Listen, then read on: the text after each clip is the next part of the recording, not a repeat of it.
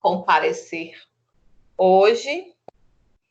Vamos lá dar continuidade aos nossos estudos de fundamentos e teoria organizacional, certo?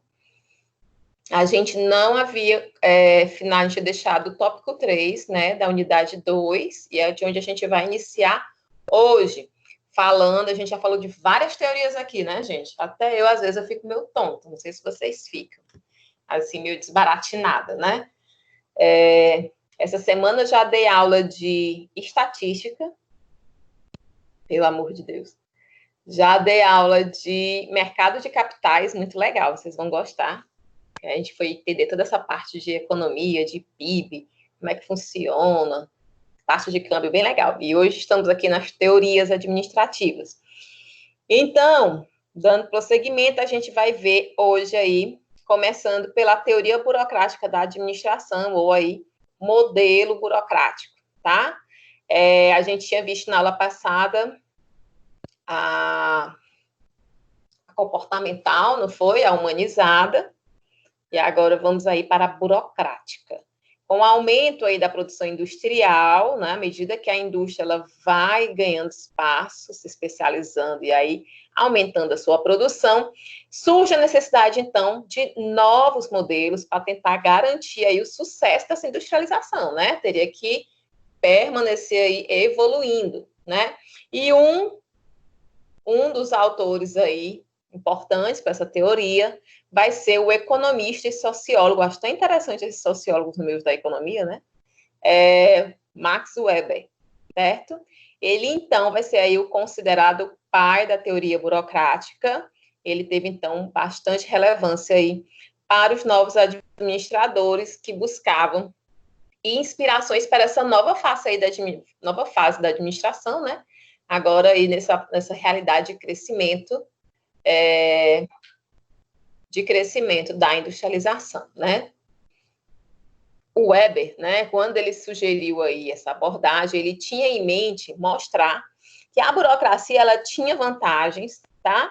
Hoje em dia a gente sabe que a gente faz uma relação aí, uma correlação da palavra burocracia de uma forma não muito positiva, né? Principalmente se a gente analisar a questão da oferta de serviços públicos, é muita burocracia, cara. Eu lá no meu trabalho, né, a gente tem dois tipos de servidores. A gente tem os servidores, os técnicos administrativos da educação, como eu, né? Aí existem alguns cargos, tem computador, tem psicólogo, tem assistente de administração, tem auxiliar, ou seja, mas essas pessoas são dentro do cargo técnicos de administração da educação. Então, a gente, no nosso dia a dia, a gente é acostumado a lidar com essas questões burocráticas, né, como são chamadas. E aí, do outro lado, a gente tem os docentes, que são os professores. E aí, essas pessoas, por estarem mais só dentro de sala de aula, nessa interação como a gente tem aqui, tudo que a gente vai fazer, mas é muita burocracia. Eu digo, né? É necessário. E aí a gente vai depois falando um pouquinho por que é necessário e não é de todo mal, né? Então, o Weber, ele também tinha essa visão de que trazia vantagens, né? Considerava isso ser uma coisa boa, porque era um modelo para conseguir organizar os trabalhos, vindo, então, a facilitar e melhorar o cotidiano das vidas. Como é que burocracia pode ser positivo, né? O que se buscava aí, gente, com essa burocracia, né, era que as equipes fossem mais organizadas, né? A partir do momento que se acrescentassem aí a questão da documentação, todas as decisões tomadas, os passos, né? Tudo isso, gente, era um mecanismo para você diminuir os erros. Por exemplo, semana passada eu tive que fazer um momento de reciclagem com o pessoal que trabalha comigo. E aí, uma das opções sempre, né, de combate, porque os erros, principalmente se tratando na administração, né, eles geralmente são transmutados aí em consequências não muito positivas. Pode causar um prejuízo grande para a instituição e pode causar um prejuízo maior para o servidor. Então, quando a gente tem aí, como ele fala, né, os modelos de documentos, quais são os elementos que são utilizados na hora de tomada de decisão, tudo isso é importante, porque a próxima pessoa que for trabalhar naquilo, ela vai conseguir resolver sem ter outro ali ensinando, certo? Então, a burocracia, primeiro, ela esclarece como é o sistema funciona, fica tudo muito claro, muito bem definido. Você chega lá para fazer uma matrícula, né? Lá no Instituto, ou aqui na Uniaselv. Imagine só, se não houvesse essa questão da burocracia, e cada aluno que fosse lá, tivesse um atendimento com uma informação diferente, às vezes acontece, né? Porque os processos ainda não estão bem organizados, não estão bem estruturados. Isso vai atrapalhar bastante na hora de tomada de decisão, né? Então, era isso que ele argumentava, ele trazia aí como ponto positivo e que até hoje, né, é tomado como positivo também pensando por esse lado, tá? Então, aí que a Venato vai dizer, então, que a burocracia é uma forma de organização humana que vai se basear aí na nacionalidade, ou seja, né, na adequação dos meios objetivos, ou seja, os fins pretendidos, né, a fim de garantir aí a máxima eficiência possível no alcance desses objetivos. E, pasme, né, ele traz aí que a burocracia tem as suas origens aí remontando a época da antiguidade. Então, não é coisa de hoje, tá? É algo que é necessário. Às vezes, o que atrapalha é o excesso, né? Às vezes, você quer burocratizar demais, como fala. Aí, sim, você tem que ter cuidado para não perder a mão, certo? Porque senão você pode estar engessando realmente o sistema. A teoria da burocracia, ela teve início lá nos anos de 1940, na verdade, um dia desse, né? Faz o quê? 80 anos. Depois de muitas críticas em relação a outras teorias, que a gente viu aí, que todas as teorias até agora, todas elas têm críticas, né? Elas receberam críticas. Então, ele aí direciona diretamente aí com a questão da teoria clássica, que é a questão da teoria das relações humanas, tá? Então, o nascimento dessa teoria aí se deu em alguns aspectos, e aí o que a Venato vai apontar aqui, quais são esses aspectos, tá? Então, aspectos aí contraditórios e oponentes às teorias das relações, da teoria clássica e das relações humanas, né? Segundo ele, não eram capazes de uma abordagem global, obrigando a ter mais enfoque amplo e completo na organização, porque foram, então, consideradas extremistas e incompletas essas teorias, né? Verificou-se também a falta de uma organização que fosse capaz aí de caracterizar, então, as variáveis que ocorrem nos comportamentos dos indivíduos, certo? Que eles devem ser aplicados não apenas na fábrica, mas também em toda a organização humana. Lembra que as teorias que a gente já viu até agora, elas estão sempre muito pautadas no ambiente de fábrica, né? Principalmente lá na clássica.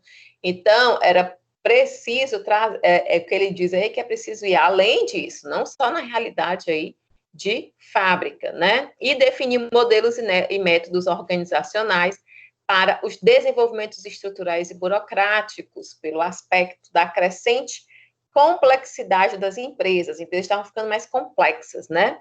Isso poderia afetar, então, o seu tamanho no crescimento quando necessário. Então, se não tomassem aí medidas para adequar, para ir além do que essas outras teorias foram, você estaria correndo o risco de impedir ou atrapalhar o crescimento dessas empresas.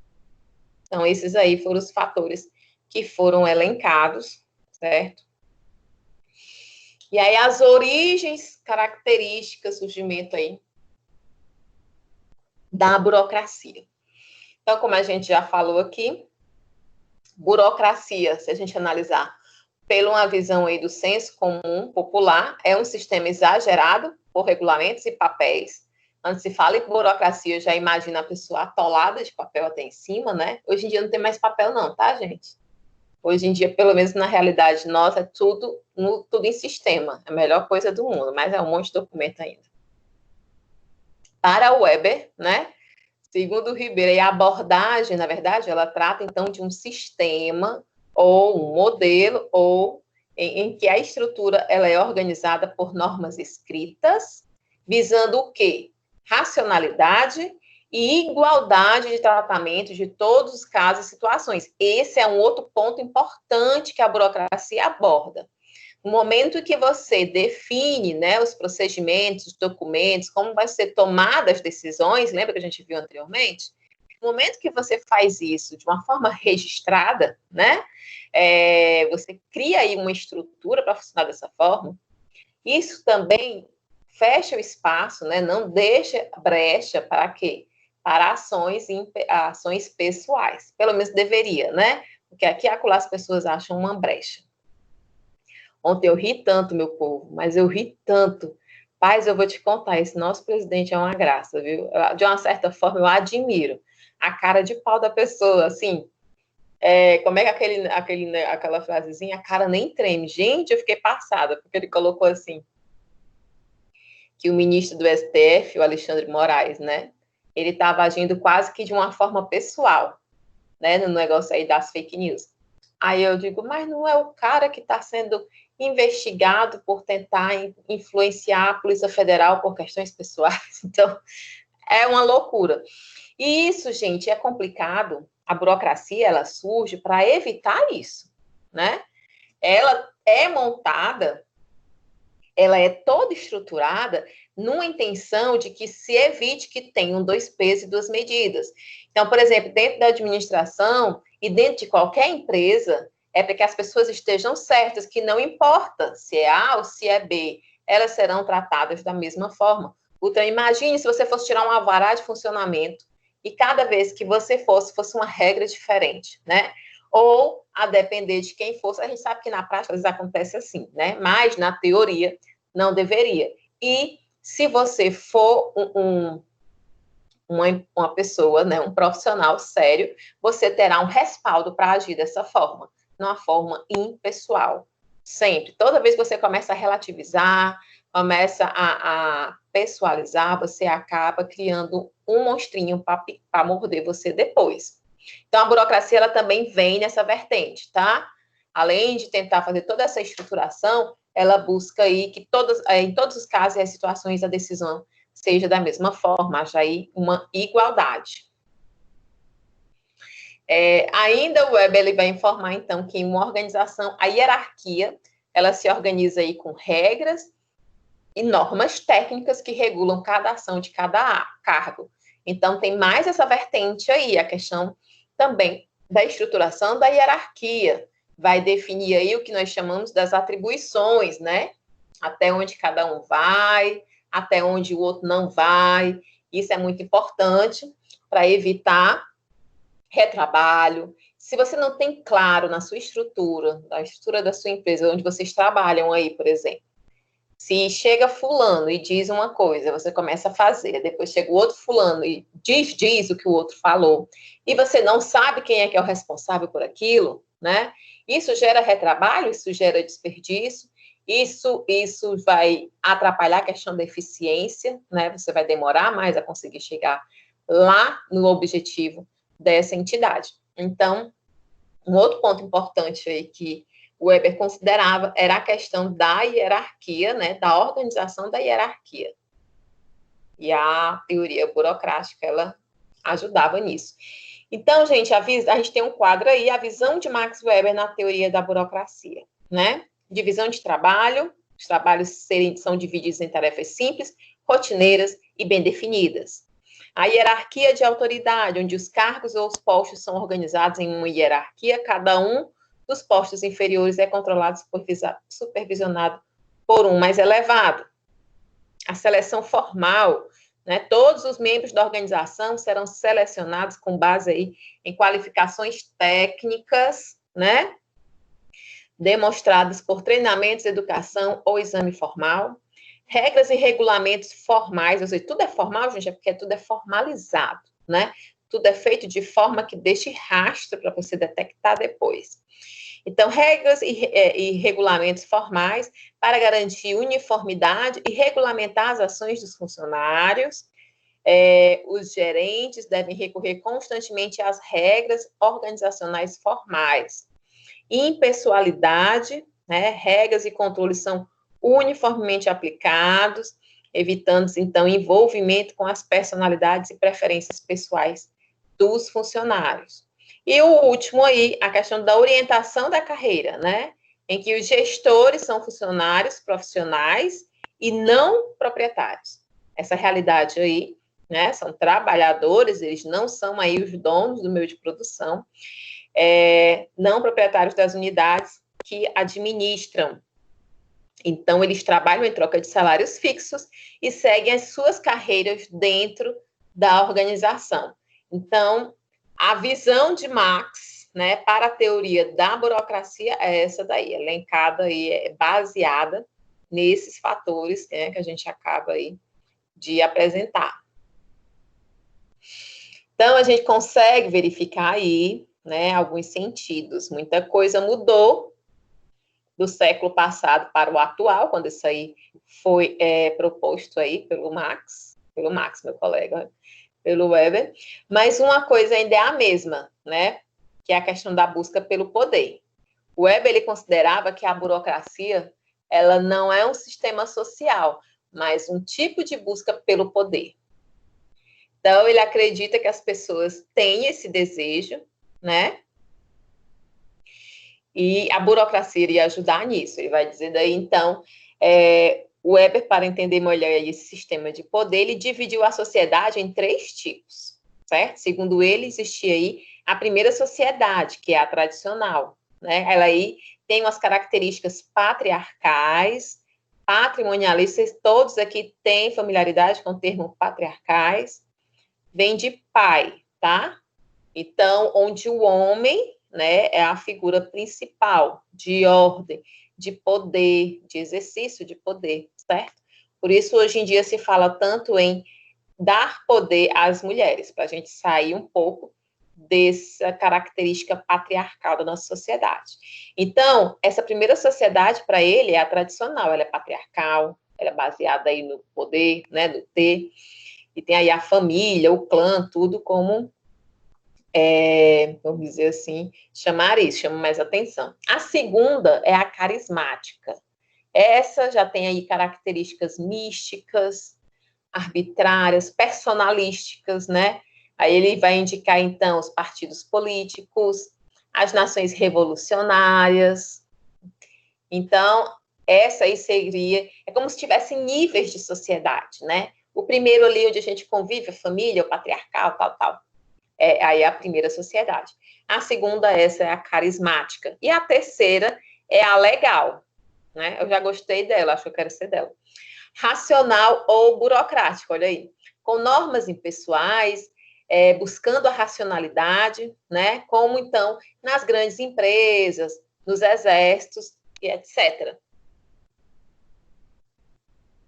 Então, vocês têm aqui um quadrinho para vocês, tá? Resuminho aí sobre a tipologia da sociedade e das autoridades, segundo Weber, né? Aí a gente tem a tradicional, a carismática, a legal. Legal é leal? No texto traz legal, ou era leal, ou eu... aqui traz legal. No quadro traz leal. Adoro quando eu enxergo essas inconsistências, depois eu fico doidinha, tenho que pesquisar para saber qual é qual. Então, a gente vai ter as características, né, que eu já falei lá para vocês, os exemplos são os mesmos, o tipo de autoridade, que a gente não comentou ainda. Na tradicional, a autoridade tradicional é a mesma coisa do tipo de sociedade, tá, gente? O tipo de autoridade. São as mesmas. As características é que a tradicional, ela não é racional e o poder ou é herdado ou então é delegado, baseado aí no senhor, né? Enquanto a autoridade carismática, ela também não é racional, nem herdada e nem é delegável. Ela já é mais baseada no carisma, né? No poder de encantar os outros. E a última, que é a leal, racional, burocrática, ela é legal, racional, impessoal, formal, meritocrática, ou seja, depende aí dos méritos de cada um, né, do indivíduo. A legitimação desses, né, o que legitima aí a autoridade tradicional vai ser a tradição, os hábitos, né, os costumes. O que legitima A autoridade carismática são as características pessoais de cada um, né? Do líder aí. E a legitimação da autoridade leal ou legal, racional ou burocrática, ela busca, então, ela se baseia na justiça da lei, a promulgação e regulamentação de normas legais que são previamente definidas. Então, gente, para cada autoridade dessa, há um aparato administrativo, certo? Aí vocês dão uma olhada, o importante é que lá no último é a burocracia.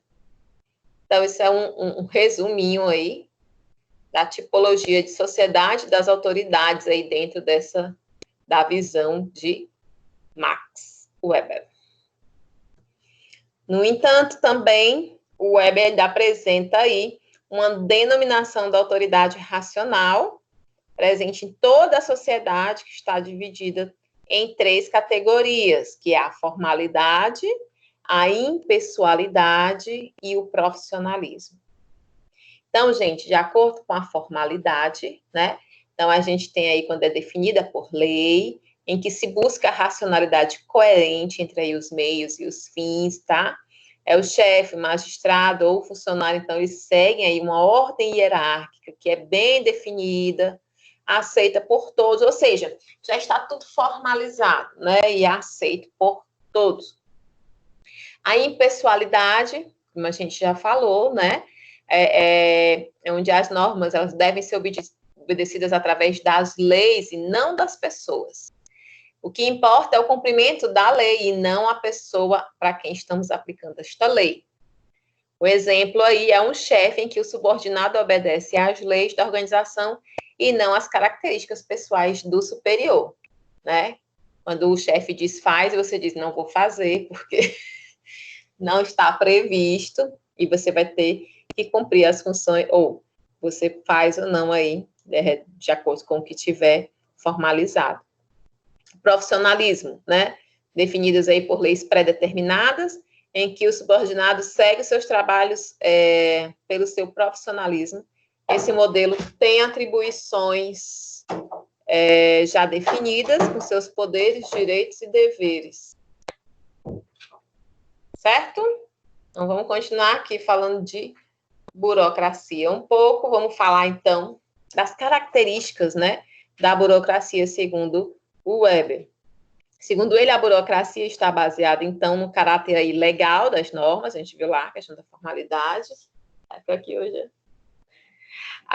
O caráter formal das comunicações, a divisão do trabalho, a impessoalidade no relacionamento, a hierarquização da autoridade, tudo dentro do que a gente já falou, né? As rotinas e procedimentos, competências técnicas, que está elencada aí dentro da impessoalidade, a especialização da administração, profissionalização e uma previsibilidade, já que você já tem tudo definido, você já sabe, você já consegue prever, né, como vai ser o funcionamento disso.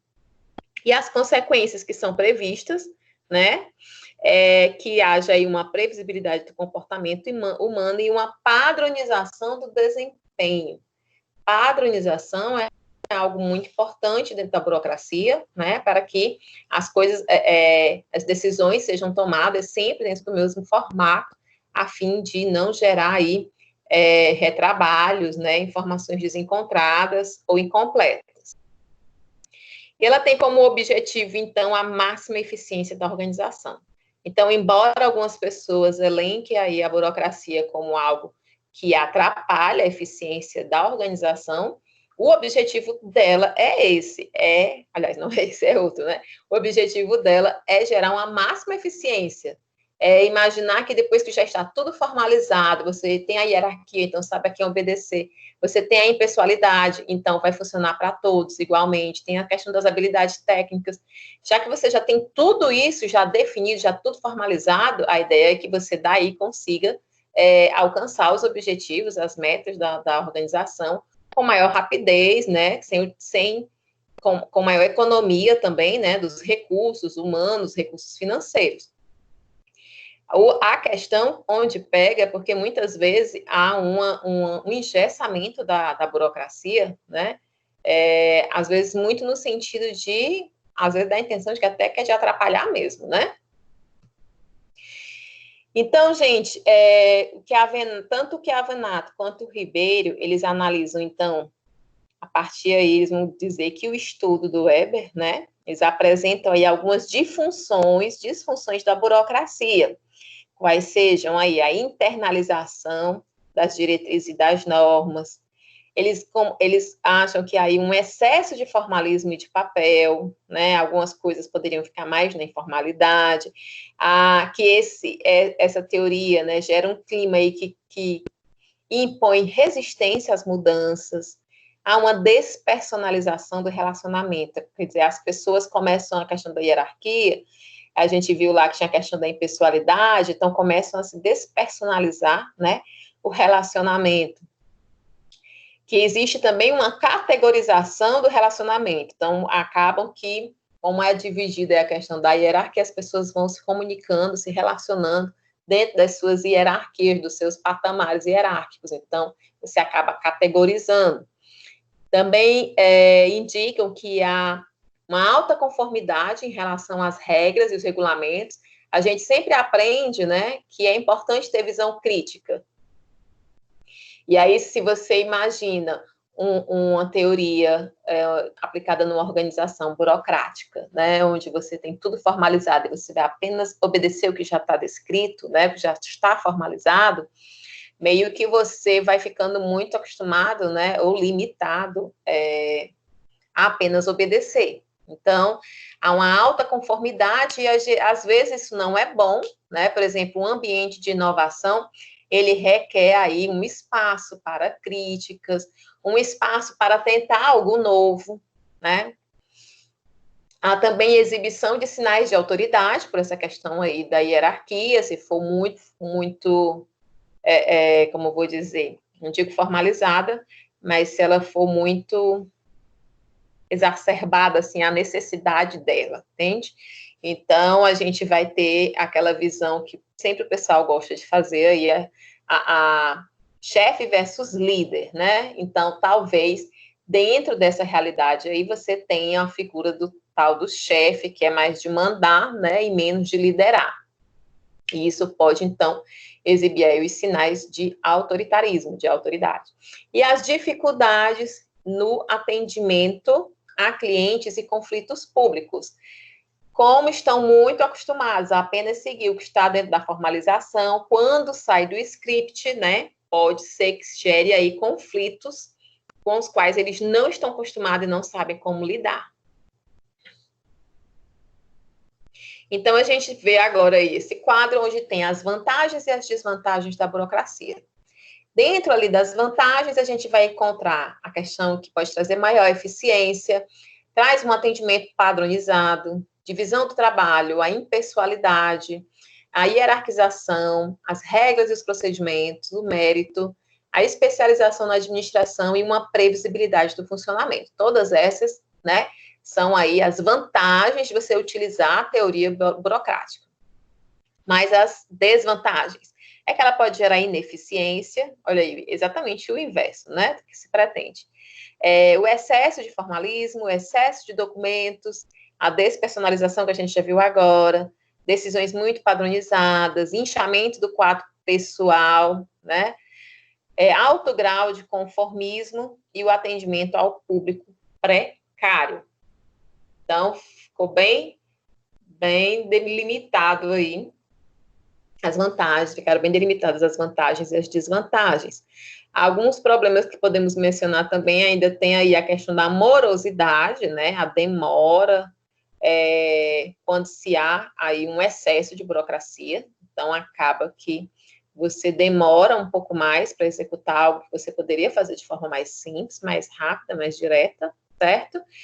Também há um impacto que apresenta aí a sociedade com as diversas dificuldades, né, de solicitar, por exemplo, um serviço, um procedimento, né? Lá dentro da realidade de vocês, trabalhando em empresa privada, talvez a burocracia para vocês, a não ser quando vocês dependam dos órgãos públicos, né, não seja algo que impacte tanto na vida de vocês, da empresa de vocês, do trabalho, do dia a dia, né, mas, por exemplo, na realidade onde eu trabalho, lá no Instituto, é uma coisa que, às vezes, a sensação que a gente tem é que nós estamos, sabe, quando você tem um caminho reto para seguir, para chegar no seu destino, e quando você tem uma opção onde você passa por cima de um viaduto, depois roda e passa por baixo, e vai e vem, até conseguir chegar naquela linha reta que vocês aí já estão de frente, né? Isso tudo vai gerar uma demora aí a você alcançar o objetivo. Às vezes isso é desmotivador também, que eu não vi chegando aqui, falou-se muito na questão do senso de questão do poder, né? E não se linkou, então, com essa questão da teoria burocrática, que talvez desmotive algumas pessoas, né, por conta que elas, por exemplo, se ela quer inovar, se ela quer trazer uma outra perspectiva e ela não consegue colocar em prática, ela fica desmotivada. E aqui a gente tem também os graus da burocratização, então. Já que a gente estava falando ali que alguns graus podem gerar morosidade, dificultar, por exemplo, acesso a serviços públicos, os graus aí da burocratização. A gente tem, de um lado, do lado esquerdo, nós temos a escassez de burocratização, e do lado direito, o outro extremo, que é o excesso. Então, um lado é a escassez, o outro é o excesso, né? A gente pode ver aí que do lado da escassez, a gente vai ter falta de especialização, bagunça total, né? Enquanto, do outro lado, a gente tem uma super especialização da responsabilidade, e o meio termo aí, né, metade do caminho, o equilíbrio seria a divisão do trabalho, que é algo que se deveria procurar, buscar. Enquanto a gente tem lá, no lado da escassez da burocracia, ou seja, não tem nada, né? A gente pode ter uma questão de falta de autoridade, no outro extremo, com excesso, a gente vai ter aí autoridade, autocracia, imposição. Então, o que ele busca aí, que pode acontecer com a característica hierarquia. E aí tem para todos, tá? Se a gente ficar aí, por exemplo, na característica aí de eficiência, se a gente estiver numa realidade de escassez de burocracia, você vai encontrar uma desordem. Enquanto se você estiver numa de excesso de burocracia, vai encontrar, como eu falei, uma rigidez, né? Vai estar engessado. Então, se você busca aí implantar essa teoria buscando eficiência, é preciso que você evite esses dois extremos, né? Da teoria aí burocrática, tá? Uma das maiores críticas, né, apresentada por Ribeiro e Chiavenato com referência à teoria burocrática, vai ser aí o excesso de racionalismo e o formalismo, certo? Que essas organizações, tanto as governamentais como as privadas, né, dedicam a natureza operacional para quê? Para formalizar suas operações, né? Às vezes eles acreditam que talvez não precisasse de tanto, então é a principal crítica aí. Ainda algumas críticas, só que aqui é crítica, né? E aí é com o excesso de burocracia, tá? Eles vão dizer que eles apresentam problemas que fazem a morosidade e a dificuldade na exceção de tarefas e procedimentos acentuários. Quais são? A gente tem aí, eles não consideram o crescimento da personalidade pessoal, a questão da conformidade, a atitude das pessoas, né? Apenas leva em consideração a formalidade, que o sistema de autoridade do tipo rígido, ela já está ultrapassada, isso não dá mais para a gente colocar em prática, que essa questão de não consegue resolver os conflitos, né, internos, muita hierarquia bloqueando a criatividade, as ideias das pessoas, a questão da inovação aí que eu falei, a desconfiança, medo, isso aí também é algo muito importante, né? Isso pode gerar, sim, um ambiente de medo, até mesmo de represália, até porque se a gente está falando de um ambiente com mais autoridade, né, mais autoritário, essa é uma realidade viável, possível e muito fácil de acontecer, certo? Então, trago aqui mais críticas apresentadas aí por Ribeiro, Chiavenato e Maximiano. Depois vocês se aprofundem nessa parte, tá bom? E olha que a gente estava falando aquilo tudo e ainda não tinha chegado na parte da apreciação crítica da teoria burocrática, tá? Várias críticas e não tinha chegado nesse tópico, que tem sempre, ao final da explanação lá no livro de cada teoria, tem também a apreciação crítica. Eu acredito que nas provas de vocês, eles devem focar nisso, então vocês façam depois esse estudo em casa, tá? Porque aqui eu estou só apresentando e vocês têm que se especializar em casa, né? Estudar. Então, a organização aí como um sistema fechado, né? A teoria burocrática e da burocracia, ela vai visualizar as organizações como entidades absolutas, né? É como se elas existissem no vácuo. O vácuo é quando não há nada que a circunde, né? Como verdadeiros sistemas fechados. Então, essa aí é uma das críticas, né? Da apreciação crítica que se faz. Eles também acham que essa teoria não consegue considerar, um desdobramento, né? Não consegue considerar o contexto externo no qual a organização está inserida, como as mudanças ambientais, né? As repercussões aí no comportamento da organização. Por exemplo, imagine agora, nessa realidade de pandemia, as pessoas voltando a trabalhar, pronto, a Fabíola disse que vai voltar a trabalhar, está com receio, né? Então, é preciso pensar além das paredes da empresa, né? E pensar nessa questão aí, por exemplo, do bem-estar. E aí, gente, a gente finalizou a teoria burocrática, certo? A gente esmiuçou bem ela, não foi? Abordamos várias críticas. Agora a gente vai falar um pouquinho da teoria estruturalista da administração. Ela surge aí, então, lá no final da década de 50, a gente vê, então, que é um pouquinho depois do surgimento da teoria burocrática, né, onde se percebe aí o declínio das teorias clássica e humana. A teoria clássica e humana está sendo aqui toda hora rechaçada, né?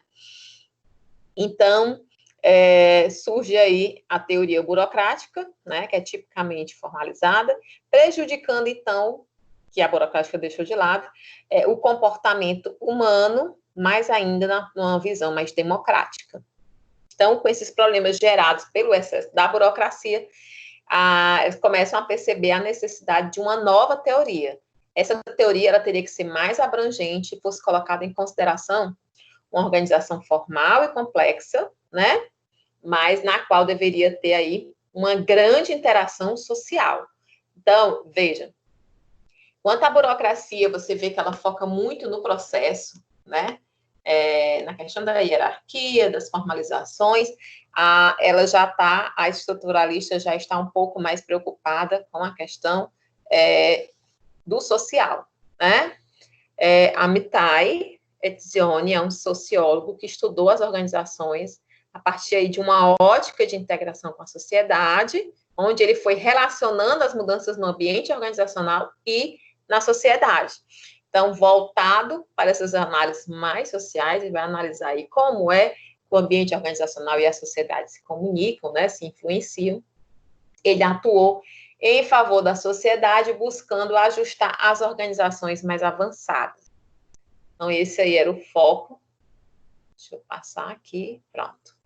Então, a teoria estruturalista, ela vai tentar reunir todas as teorias anteriores, buscando o quê?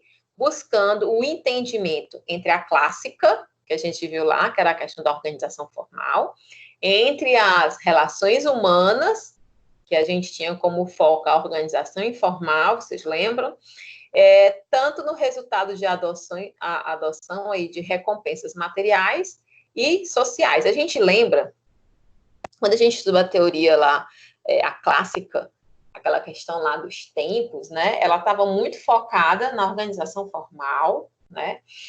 Enquanto que a das relações humanas, ela focou unicamente, praticamente, somente nas relações humanas, né? No social. E agora a estruturalista vem aí com uma proposta para linkar essas duas, né? Trazer aí uma junção favorável. Então, essa teoria, ela estudava aí o ambiente externo e também o ambiente interno da organização, em busca aí de integrar as duas formas de ambiente, né? A formal e a informal, tentando trazer aí um equilíbrio constante para ambas as partes, né? Sem perdas e ganhos exagerados, né? Mas que entendimento entre elas pudessem melhorar o ambiente interno da organização. Então, concebia-se aí que melhorar essa relação da formal com o informal ia trazer benefícios para a organização. Segundo aí Ribeiro, os estruturalistas, eles tinham uma visão, né, que concebia a organização em dois modos. Havia o modo racional, esse tinha ênfase no planejamento e no controle, né, e buscava aí atingir a máxima eficiência. Essa organização ela era vista como um sistema fechado em si, né, racionalmente na busca da certeza e de uma previsibilidade. Então, esse era o racional, era um sistema mais fechado, com planejamento, controle, e buscava aí também a questão da previsibilidade. E também tinha aí o modo natural. Nesse modo, a gente podia aí tornar-se imprevisível por ser um ambiente considerado informal e sem controle. Veja aí que o formal e o informal, né, estão caracterizados. Informal e sem controle, que era vista aí como um sistema aberto, possuindo ligações entre si, com objetivos da sobrevivência, por receber, então, muitas influências externas no seu funcionamento. Então, o racional está mais ligado aí para essa questão formal, um sistema fechado, certo? E a natural, mais para a realidade informal, sem controle, sistema aberto. É uma forma aí de vocês conseguirem fixar a relação entre eles, entre esses modos, tá bom? Que a Avenato, o que a Avenato está falando muito nessa nossa disciplina, né? O que a Avenato, ele apresenta, então, 4 situações para o aparecimento da teoria estruturalista, né? Na forma de melhorar, né? Na busca de melhorar os procedimentos internos de uma organização. Então, prevendo um ambiente formal e informal nas condições de trabalho. Então, vamos ver quais são, né, essas 4 situações aí apontadas. A primeira, que era pela situação surgida com a teoria tradicional e das relações humanas, né, que se tornaram aí incompatíveis. Foi necessário aí um estudo mais amplo da abordagem do Weber, né, em uma nova teoria. Essa nova teoria pretende buscar, então, uma integração entre as demais teorias, buscando aí os aspectos considerados por alguns e ignorados por outros. Então, essa era um dos fatores, né? Surgiu essa situação aí de conflito entre as duas e precisava se buscar algo mais. Outro é porque foi necessária uma visualização melhor da organização, mesmo complexa, né, mas que tivesse uma base social, compartilhando alguns objetivos, principalmente aí com uma viabilidade econômica e uma distribuição dos lucros.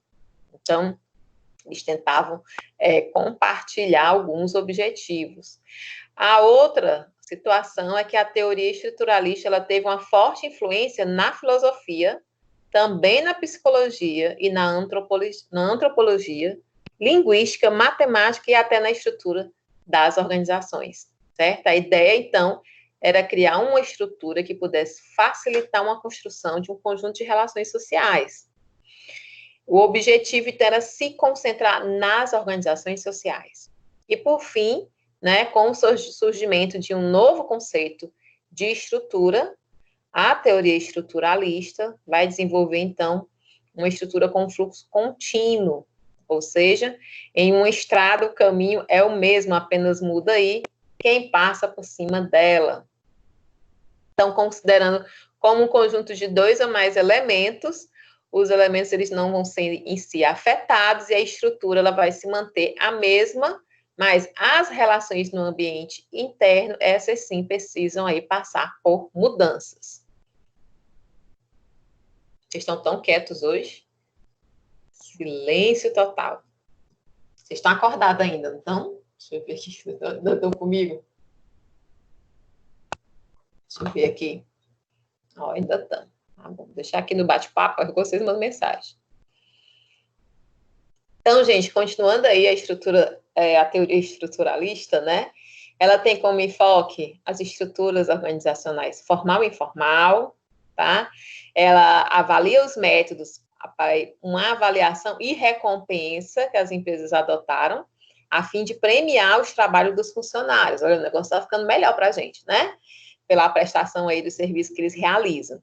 Então, ela leva em consideração tanto o ambiente interno como o ambiente externo. Eu acho que é uma das principais características, então, dela. Fica focado aí.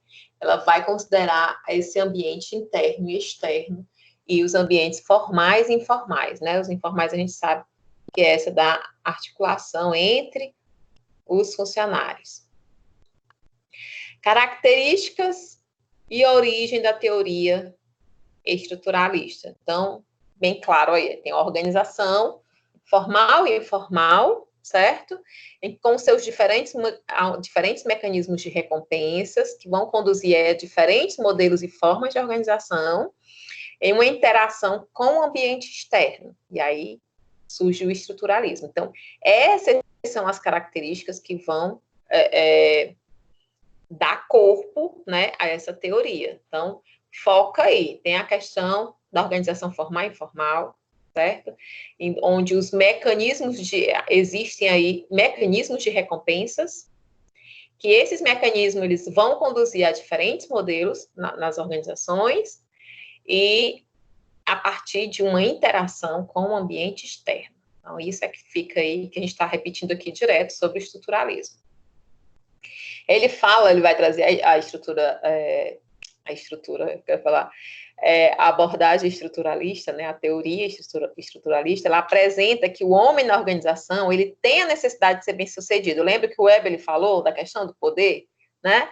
Então, essa teoria, ela também traz isso, né, como uma característica, assim, como um ponto a ser visto, a ser considerado, que o homem, ele tem a necessidade de ser bem-sucedido, e para isso são necessárias, então, algumas características, que adivinhem quem, que a Venato vai apresentar para a gente.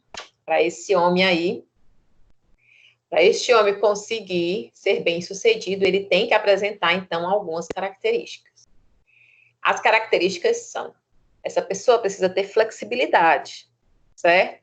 Pela constante mudança da vida moderna, o homem está disposto a fazer mudanças. Então, é aquela frasezinha, né? A mudança é a constante da vida. Não existe uma realidade que não sofra mudanças. Estamos sempre evoluindo, mas sempre mudando. Tolerância às frustrações, certo? O envolvimento de toda a organização tem como evitar, então, o desgaste emocional pelos motivos aí dos conflitos internos e das necessidades individuais. Então, busca-se um perfil que tenha tolerância às frustrações. A capacidade de adiar as recompensas. Isso aí refere à necessidade de compensar. Há uma necessidade de compensação do trabalho, né? Ser efetuado dentro da organização, em favor aí das preferências vocacionais das pessoas em fazer outras atividades. Então, às vezes, a gente tem uma outra vocação e é preciso colocar, às vezes a gente pode colocar em prática mesmo que a gente não esteja aí recebendo uma recompensa direta. Então, esse é um perfil também apontado aí pelo que a Venato. O permanente desejo da realização. Esse é o último, né? Em que as normas internas, deixa eu ver se é o último mesmo, se o outro slide traz mais. É o último. Esse permanente desejo da realização, em que as normas internas, então, elas devem ser capazes de garantir uma conformidade à cooperação, né? Assegurando aí acesso ao crescimento na carreira. Ninguém quer ficar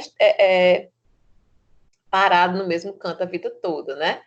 Então, ele aponta isso daí como uma característica do perfil das pessoas que querem ser bem-sucedidas dentro dessas organizações. E aí, para um melhor entendimento dessa teoria, a gente tem que entender os fundamentos das teorias anteriores, tá? Já que ela se propõe, então, como uma crítica, buscar trazer um pouco das outras, né? Então, essas características aí, a questão da organização formal e informal, a gente já falou, tá?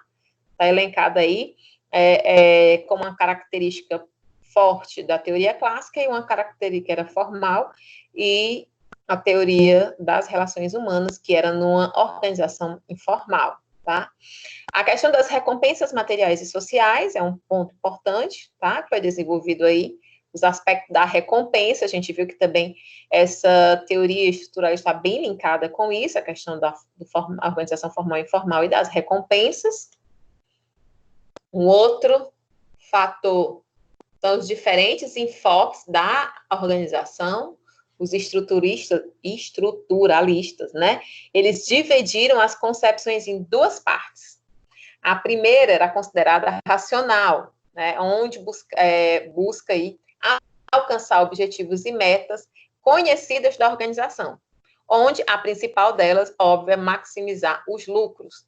Então, por ser um sistema fechado, tem, então, uma visão focalizada apenas nas partes internas da organização, dando análise aí, aliás, dando ênfase ao controle e ao pagamento para atingir a máxima eficiência. E a segunda concepção da organização aí é o modelo natural, que se divide em partes, mas com o objetivo de realizar em conjunto com as demais partes da organização, contribuindo aí para o todo.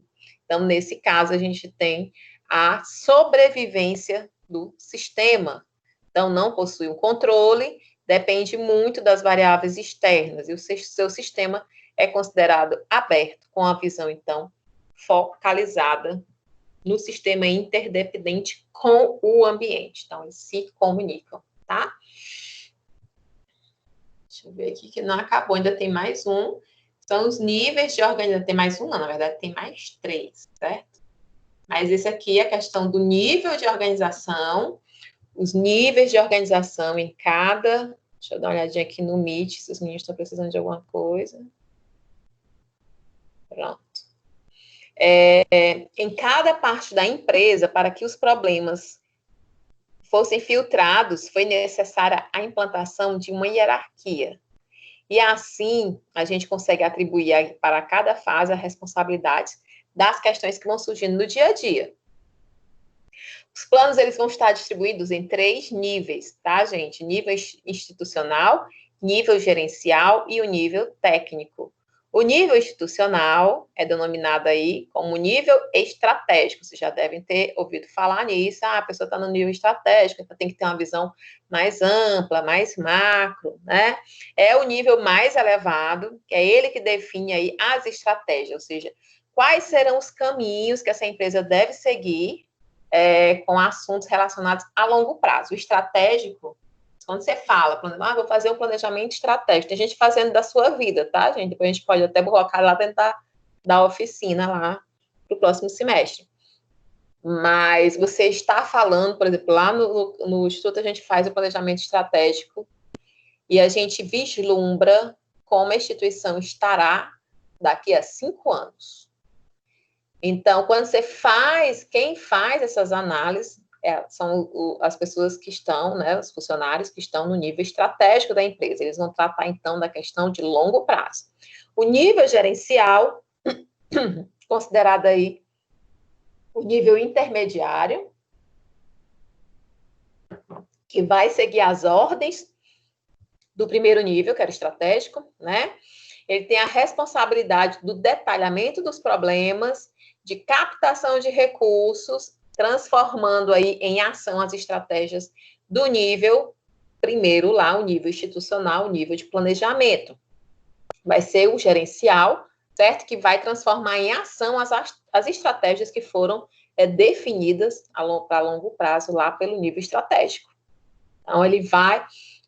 eu quero que daqui a 5 anos a minha empresa tenha conseguido, sei lá, abrir uma filial, né? Para isso, ela vai precisar fazer o quê? Então, essas ações aí vão ser traçadas lá no nível gerencial, certo?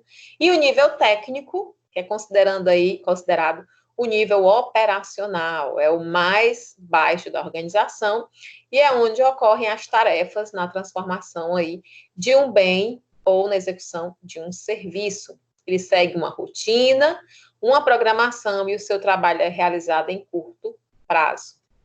Aí ele traz lá no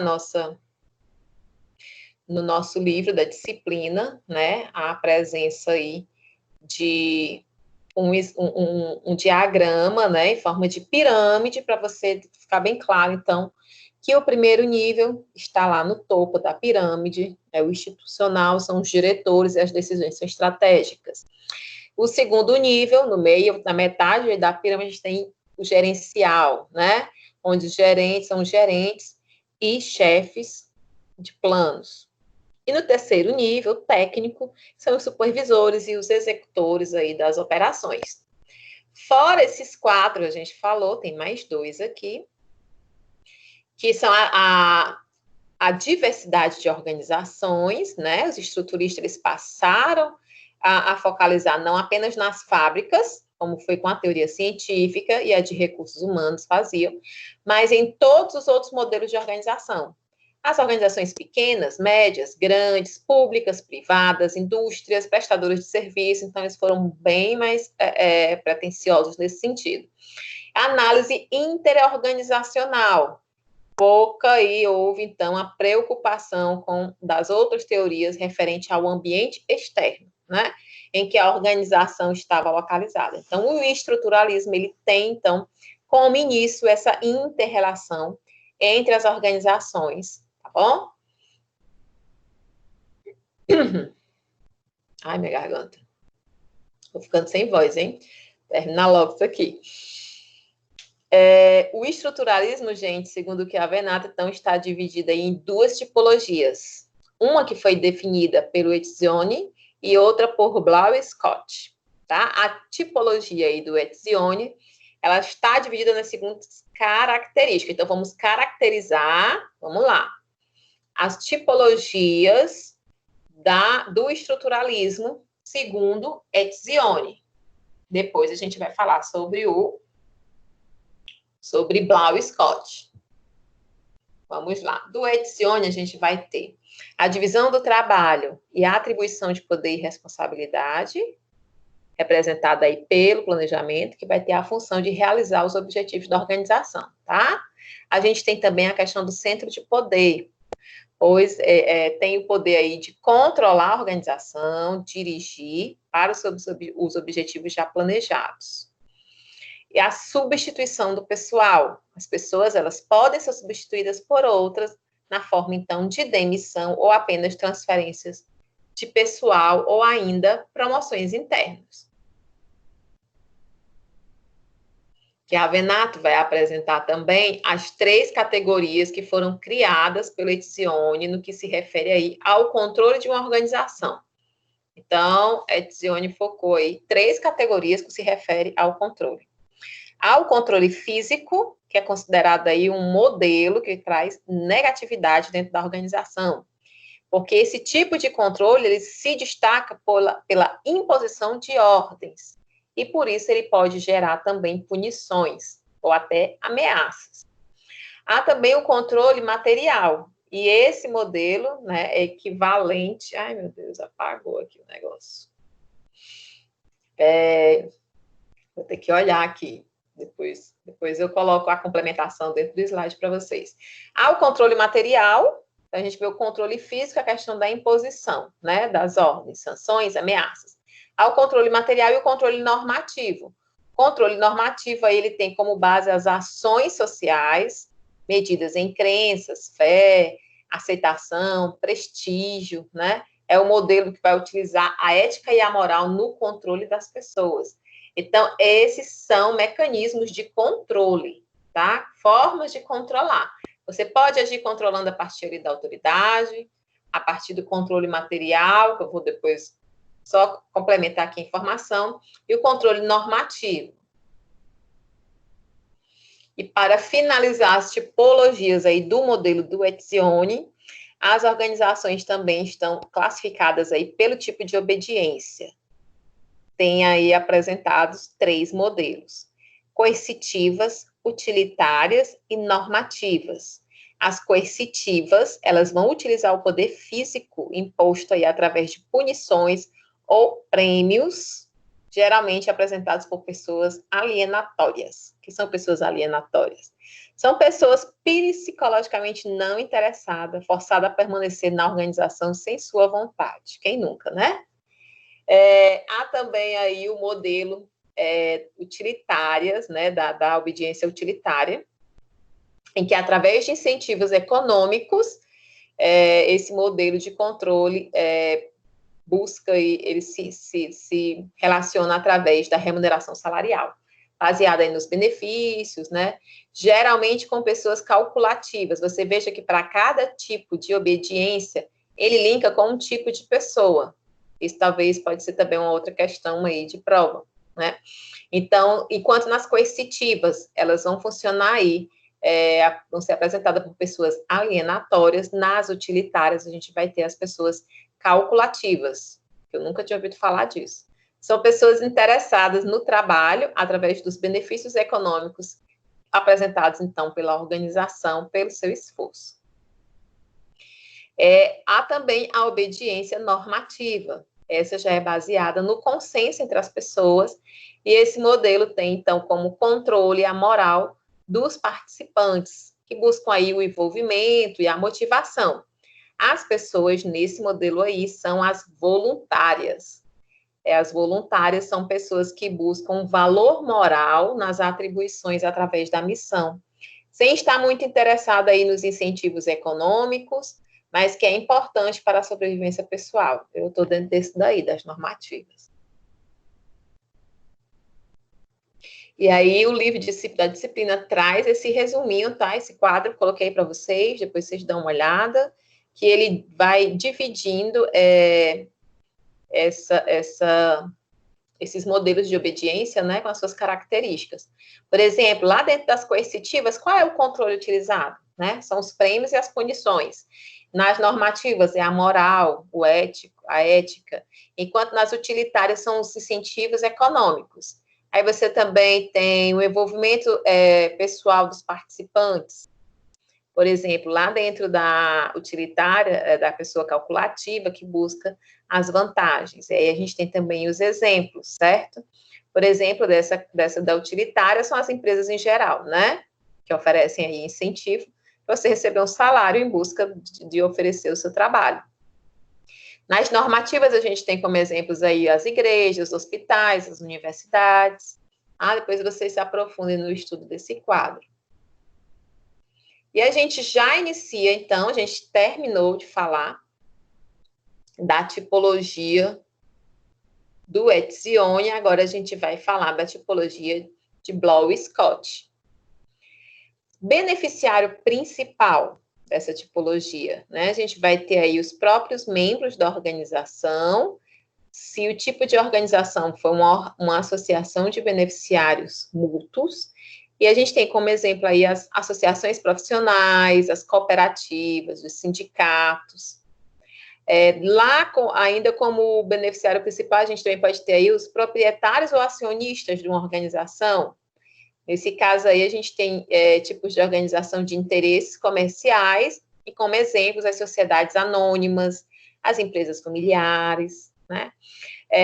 Como beneficiário principal, a gente tem ainda os clientes, né? Que eles são aí, dentro do tipo de organização de serviços, a gente tem os hospitais, as universidades, as escolas, a agência social, e, por fim, o público em geral, certo? Que é um tipo de organização de Estado, onde a gente tem entre os exemplos, por exemplo, os Correios, as organizações militares, as instituições jurídicas, né, penais.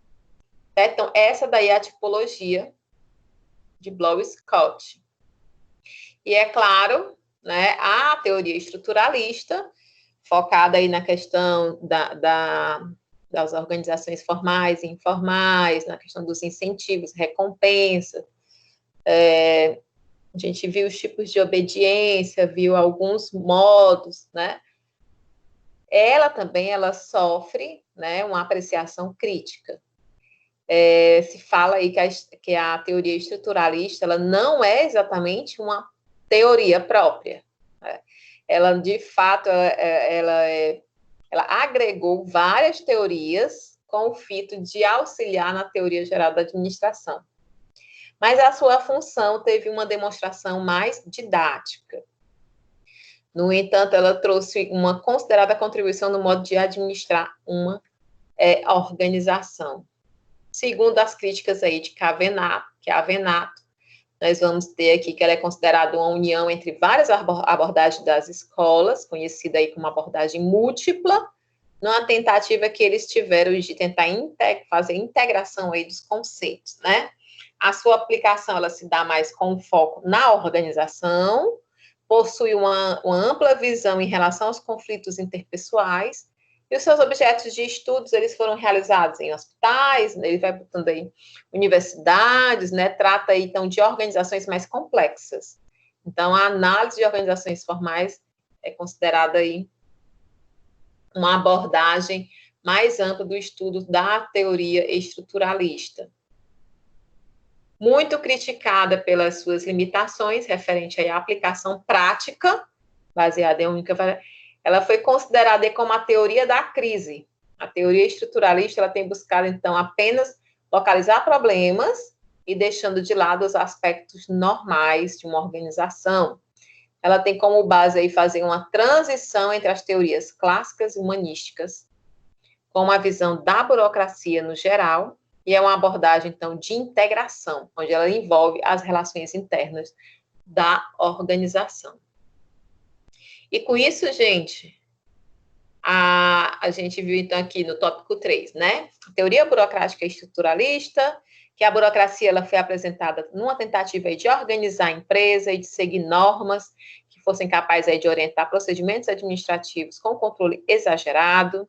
O modelo burocrático ele vai ganhar força aí pela sua simplicidade e limitação das escolas anteriores, né? Principalmente em relação à classe que é a comportamental. O objetivo dessa teoria era adotar um modelo gerencial formal, a partir aí da impessoalidade, profissionalismo, que utilizasse características de legalidade, de formalidade, de hierarquia, racionalidades e rotinas que fossem pré-estabelecidas, né, pela sequência de organização administrativa. Tudo isso é a burocrática, né? Essa teoria foi muito criticada pela sua alta inflexibilidade operacional, porque ela era muito exagerada aí, muito apegada às suas normas e regulamentos, e por isso havia uma grande dificuldade de promover mudanças quando eram necessárias, e outro grande problema era a questão da autocracia, né, muito aparente e prejudicial. A teoria estruturalista, então, ela surge tentando minimizar os problemas da teoria burocrática e aí tendo um conceito mais aberto, né, com relação das contribuições da teoria clássica e humanística, motivando o homem a desempenhar vários papéis dentro da organização. E o trabalho cooperativo e coletivista fez, então, da teoria estruturalista, ela procurasse integrar um equilíbrio entre a organização formal e a informal. E assim a gente finaliza a unidade 2, e hoje a gente já começa a unidade 3. A gente vai ver um tópico da unidade 3, e na próxima aula, que será já o último encontro dessa disciplina, né? Vamos passar rápido, né, gente? Vai ser o 4º encontro dessa disciplina, semana que vem. A gente vai finalizar essa unidade, e eu vou fazer, antes de finalizar a unidade 3, eu vou fazer uma revisão do que a gente tinha visto. Vou trazer só pontos chaves das outras teorias, para a gente dar uma refrescada na mente. E aí, lembrando que hoje já deve estar liberado lá para vocês a IN 2, tá? Fiquem atentos para não perder os prazos. Lembre que eu mandei mensagem lá para vocês também, falando aí de quem já perdeu algum prazo, quem porventura tiver reprovado em alguma disciplina, né? Vocês terão aí uma outra oportunidade. Então, por favor, fiquem atentos. Não tentem acumular, tá, gente? Vai fazendo para não acumular, senão... ontem eu estava dando aula numa turma, e as meninas loucas conversando num grupo e falando, a gente já está na metade, já começou a disciplina, não terminei as provas da outra ainda, então fiquem ligados. Opa! Então, tópico 1, nós vamos falar aí as escolas da administração, teoria sistêmica e teoria contingencial, tá? Para a gente encerrar a noite. A teoria sistêmica, ela é conhecida aí como a teoria geral de sistemas, é uma abordagem que junta diversas ciências, com destaque aí para matemática, cibernética e sistemas. Então, vamos ver como elas podem contribuir na administração. Tem como base, então, estudos em conceitos e princípios em várias ciências que são estudados para compreender como é que um determinado fenômeno, né, nesse caso a gente está estudando a ciência da administração, ele contribui aí de forma significativa na evolução dessa teoria e a sua abordagem no processo de gestão das organizações. A principal contribuição é aí de Carl Ludwig, rapaz, esse nome eu não consigo falar não, von Bertalanffy, certo? É o principal aí. Eu vou ter que dar um zoom aqui, não sei se vocês estão conseguindo aí visualizar, mas eu vou lendo aqui um pouquinho esse quadro, tá? Que são... Eu trouxe mais para que vocês tenham aí como opção de revisar, né, de uma forma mais compilada. Mas aqui são os idealizadores, as suas principais contribuições, aí os idealizadores que contribuíram para essa teoria. Você vê que o primeiro aí, ó, em 51, foi esse que eu falei agora, que criou a teoria de sistemas. Ele identificou aí os sistemas abertos, que são as organizações, e os sistemas fechados, físico e mecânico. Aí tem muitos outros. Surge um outro lá em 56, Kenneth Boulding, que estabeleceu aí uma hierarquia da complexidade das ciências físicas, biológicas e humanas, e assim ele conseguiu possibilitar a identificação de supersistemas, né? E aí tem outros, né? Tem muitos outros. Aí tem mais 3 aqui, e no outro slide, que eu vou passar aqui para vocês, a gente tem, então, o mais recente aí, em 1973, Norbert, que correlacionou a cibernética ao estudo das organizações. Então, há uma forma da cibernética contribuir aí para as organizações. É isso que ele está querendo dizer.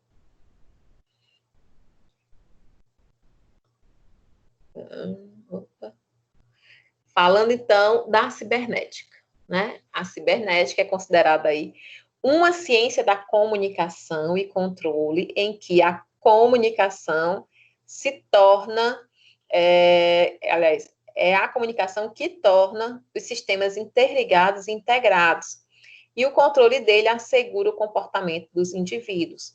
Então, é a partir desse princípio aí que caracteriza a cibernética que ela vai servir como uma base, né, dentro de uma organização.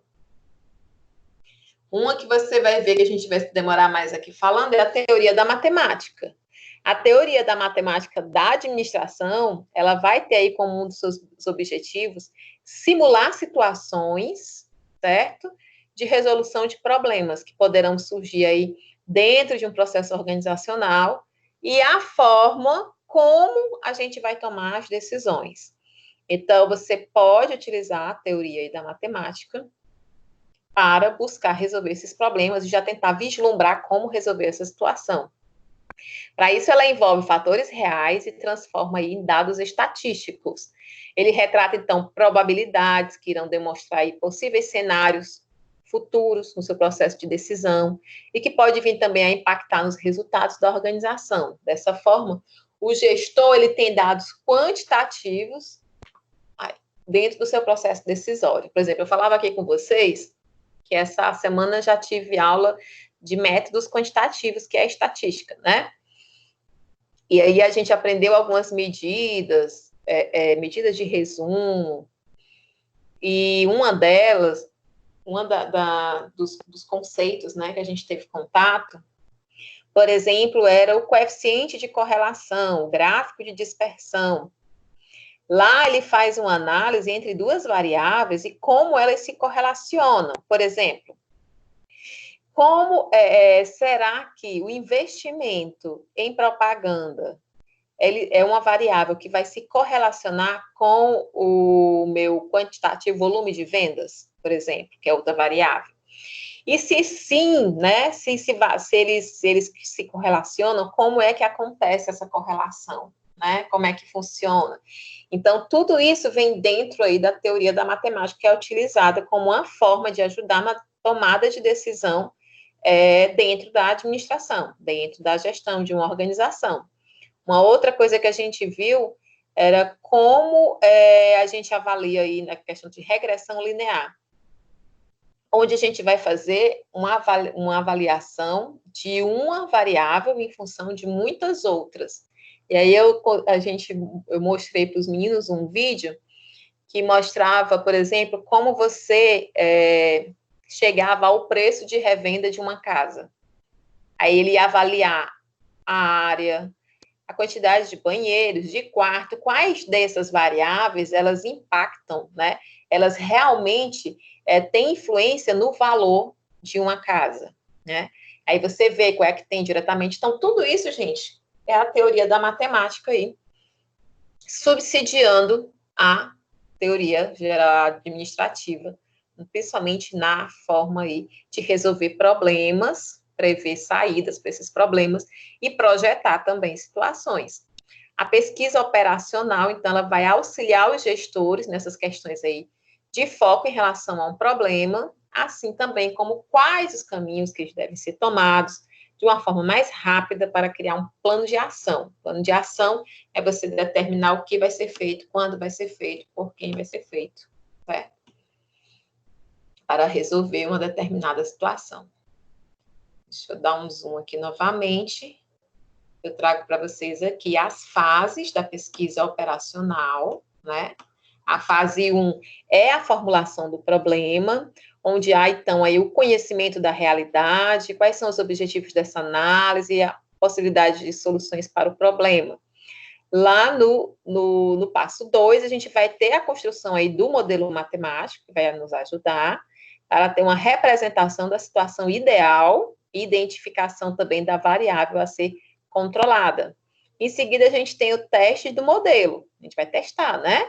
A análise, então, das situações possíveis, vai gerar aí simulações e análises diversas. No quarto passo, a gente vai, então, identificar o modelo ideal, que a gente já simulou, né? A gente analisou, simulou, então a gente já é capaz de identificar o modelo ideal. A partir, então, aí de uma análise dos impactos e a confirmação da possível solução do problema que a gente criou lá no passo 1, né? A gente criou, não, a gente identificou, né? Controle e avaliação é o passo 5, aí do modelo utilizado e da solução apresentada. A gente vai... E o último passo, então, é a implementação, que deve acontecer em etapas e estabelecer aí processos de apoio a fim de garantir a continuidade do nível de desempenho. Então, esse é um exemplo, né, de como se dá, então, como é que eu utilizo, Marcela? Tá aí, gente, se utiliza dessa forma, tá? Tem um passo a passo aí, mostrando como, a partir aí da pesquisa operacional que se utiliza aí da teoria matemática. Essa pesquisa, ela trouxe para o processo decisório, então, da gestão organizacional, novas técnicas, novas ferramentas, que elas passam, então, a auxiliar os seus gestores cada vez mais para desenvolver aí essa visão sistêmica da organização. A visão sistêmica, ampla, que se relaciona num ciclo virtuoso, né? São elas: a análise do ponto do equilíbrio, uma importante ferramenta que, entre outras coisas, vai auxiliar aí no estabelecimento do nível de vendas em relação, por exemplo, ao seu mercado. Vai ser capaz aí de confrontar as receitas totais versus, por exemplo, os custos, né, de produção. Assim, se busca um ponto de equilíbrio. Então, é possível se realizar aí a análise do ponto de equilíbrio.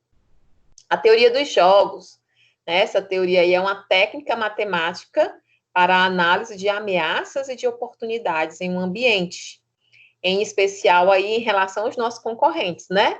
Porque ele cria uma visão ampla ao gestor, para o gestor, aí sobre como as ações elas devem ser estabelecidas como prioritárias. Então, a teoria dos jogos é uma técnica matemática que ajuda na análise de ameaças. Uma outra é a programação linear, que é uma outra técnica matemática que vai procurar aí otimizar a alocação de recursos, certo? Em favorecimento dos objetivos, claro, e resultados já definidos. Então, ele gerencia aí as situações onde existem os recursos limitados. E a gente sabe que os recursos, né, nunca são ilimitados. Então, é importante fazer essa programação linear. A teoria de redes, que é uma abordagem matemática, né, cuja origem vem das técnicas aí de planejamento e programação de redes. de sistema, né? É idêntica à técnica PERT-CON, muito usual aí em projetos diversos e que possibilita uma representação gráfica, né, diagramada aí, de compostos e mensuradas passo a passo durante o seu processo. E aí, dessa forma, são evidenciados os pontos críticos e as possíveis falhas durante o processo. Então, a teoria de redes, ela é importante porque ela vai conseguir trazer, evidenciar os pontos críticos e as possíveis falhas durante o processo. Temos também a teoria das filas, técnica aí que visa otimizar os arranjos dos objetos ou dos assuntos, uma eminente situação de aglomeração, olha aí, gerenciando assim os gargalos que são gerados no processo. Então, onde está criando fila, né, é porque existe um gargalo, existe ali, gargalo como um gargalo de uma garrafa, né, que afunila, e aí diminui o fluxo, né, que está se passando, e precisa ser avaliado. A análise estatística, a gente falou agora, deu aqui alguns exemplos, que é uma técnica que vai analisar aí, através de cálculos de probabilidade e de dados estatísticos, as informações que sejam relevantes, existentes dentro de uma organização. E, por fim, a gente tem ainda a programação dinâmica. Essa técnica, ela é aplicada aí interrelacionadas, elas necessitam aí da solução dos seus problemas, decisões específicas, mas o resultado final a ser alcançado deve satisfazer e auxiliar todos na organização. A gente tem também o just-in-time, técnica que utiliza aí, utilizada para auxiliar, controlar e diminuir os desperdícios das organizações. Porque ele visa, gente, de uma forma geral, produzir no tempo certo, just in time, né? Produzir no tempo certo, a quantidade certa e dentro de um rigoroso padrão de qualidade, eliminando tudo que não agrega valor ao produto, por exemplo, aí, altos volumes de estoque. Então, essa é uma técnica utilizada, muito conhecida, principalmente por essa questão do estoque, né? Porque quando você não sabe organizar bem a questão dos seus estoques, você está ficando com muito produto parado no estoque, você está ficando com dinheiro parado, e o dinheiro não deve ficar parado, né? Então, para gerar uma eficiência, eles procuram manter um nível de estoque e de produção capaz de não gerar aí um sobressalente grande de estoques. E o Kanban, que é uma técnica que programa e controla os processos de produção nas organizações. Ela é utilizada aí no auxílio à administração do just-in-time, controlando o fluxo de matérias e a sua movimentação aí dos recebidos dos fornecedores. Então, essas duas técnicas, elas caminham juntas. A próxima aula de revisão eu posso trazer um pouco mais de informação sobre essas duas, que são bem conhecidas. Acredito que a gente vai estudar um pouquinho mais à frente sobre elas ainda. Ainda sobre a teoria matemática, né, surge, então, um outro fator relevante para auxiliar aí no processo de gestão, que são os indicadores, gente. Vocês já devem ter ouvido falar aqui, né, na vida de vocês, ou na televisão, os indicadores e tal. Então, os indicadores, eles são aí constituídos por instrumentos que servem para monitorar, avaliar, certo? De gestão. Então, não vale nada você ter objetivos, né, ter ações aí, se você não conseguir medir os resultados. Então, por exemplo, quando a gente faz na prática um planejamento estratégico, como eu falei para vocês, eu coloco lá que o meu objetivo estratégico é abrir uma nova filial. Para isso vai ter que ser feita uma ação, né? Algumas ações, plano de ação. Plano de ação é como eu vou chegar lá, né? Eu vou traçar aqui, vamos dizer que o nosso projeto estratégico seja realmente uma viagem. Vamos todos fazer uma festa de formatura lá em Jericoacoara. Vamos lá. Plano estratégico aí para daqui a 3 anos e meio, né? Então, a gente vai começar a fazer o plano de ação. Como a gente vai chegar lá? E aí, a gente vai ter que ter indicadores. Por exemplo, se um deles vai ter que ser juntar um recurso para contratar uma empresa para fazer a festa, para alugar uma casa, né? Para pagar o transporte de todo mundo. Então, a gente vai ter que juntar recursos. Provavelmente, dentro dessas planos de ações, a gente vai ter aí também ações de rifa, de sorteio, alguma coisa para gerar recursos para a gente. E como a gente vai saber, durante esses 3 anos e meio, se a gente está caminhando bem, se a gente realmente está fazendo o que é necessário para quando chegar lá no final dos 3 anos e meio, a gente ter a festa que a gente planejou. Então, para isso, a gente vai ter que ter os indicadores. Os indicadores são as formas, as métricas que a gente vai utilizar. Para cada situação, vai ter uma métrica diferente. A situação é que vai definir. Então, por exemplo, dentro da nosso plano de ação, tiver lá, realizar 10 rifas, em cada rifa lucrar R$ 500. Então, a gente vai ter aí que contabilizar a quantidade de rifa e quanto cada uma rendeu, né, de lucro para a gente.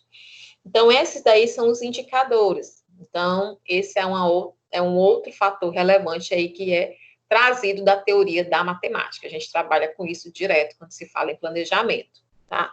Então, os indicadores, gente, eles vão ser números que eles são capazes de traduzir quantitativamente e também qualitativamente, certo?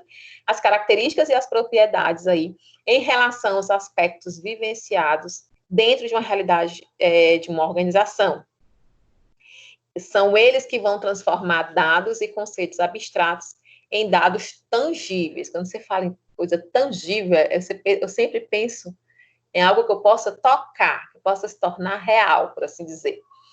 E dessa forma, então, é capaz aí de auxiliar o gestor no momento de tomada de decisão. Por exemplo, se a gente está lá fazendo o nosso levantamento dos nossos indicadores, das nossas rifas, daqui a 1 ano e meio, a gente perceber que a gente não está alcançando os nossos objetivos. Então, nós vamos ter que modificar esse plano de ação, até porque planejamento a gente faz para daqui 3 anos e meio, mas o planejamento, ele não é engessado, ele não é fixo, né? Ele é móvel, a gente tem que estar vendo e revendo, porque as situações vão mudando. Então, os indicadores aí, são importantes. Ainda no contexto aí da teoria da matemática, destaca-se aí o Balanced Scorecard, é o BSC, utilizado aí pelas organizações através desses indicadores e metas para sua implementação. Então, seguem alguns dos principais objetivos conquistados pelas empresas quando elas utilizam essa técnica.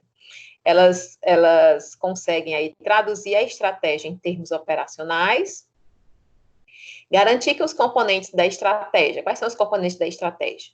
Objetivos, indicadores, metas e iniciativas, eles estejam alinhados e vinculados à comunicação da estratégia, ou seja, elas estejam alinhadas com a nossa finalidade, certo? Também aí formar a base de um processo de gestão estratégica eficaz integrado. Se você consegue linkar, né, esses componentes estratégicos, por consequência, você terá um processo de gestão estratégica eficaz, que vai funcionar. Essa imagem aí é sobre as 4 perspectivas de negócio e a estrutura necessária aí para a utilização do BSC.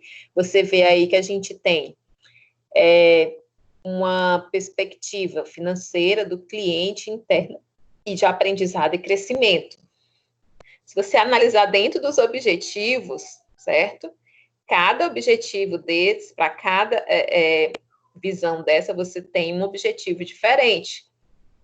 Se você analisa aí dentro da cada perspectiva interna, né? Você vai ter como objetivo aí o tempo do ócio, vai ter que definir a questão da qualidade e da produtividade, certo? Que você precisa. Se você analisa já a perspectiva do cliente, o que é importante, os objetivos, é a questão da imagem, o serviço que vai ser apresentado, o preço versus custos, né? Então, essas aí são as características. Então, eles se relacionam dessa forma, certo?